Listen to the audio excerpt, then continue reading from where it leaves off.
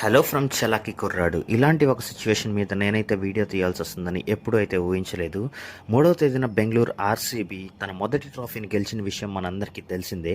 ఆ సందర్భంగా బెంగళూరులోని గార్డెన్ సిటీలోని విధాన్ సౌధ నుంచి చిన్నస్వామి స్టేడియం వరకు అయితే విక్టరీ పరేడ్ అనే ఈవెంట్ని అయితే ఆర్గనైజ్ చేశారు. ఆ ఈవెంట్కి దాదాపు 2 లక్షల నుంచి 3 లక్షల మంది వరకు ఫ్యాన్స్ అయితే అటెండ్ అయ్యారు. ఆ ఈవెంట్ జరుగుతున్నప్పుడు అయితే అక్కడ ఒక స్టాంపైడ్ అయితే జరిగిందనమాట. దాదాపు 11 మంది వరకు అయితే చనిపోయారు అండ్ 50 మందికి పైగా ఇంజురీస్ అయ్యాయి.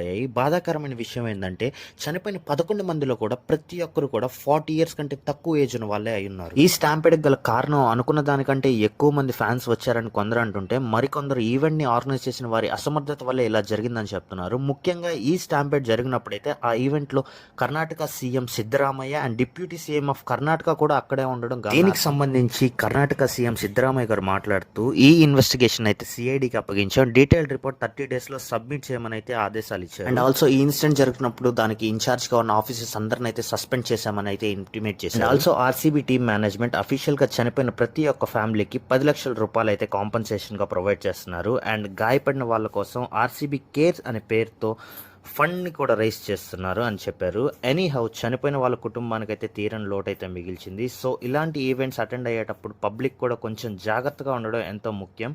సో ఇలాంటి మరిన్ని అప్డేట్స్ కోసం చలాకి కుర్రాడు ఛానల్ని అయితే సబ్స్క్రైబ్ చేసుకోండి. ఉంటా, బాయ్, టాటా.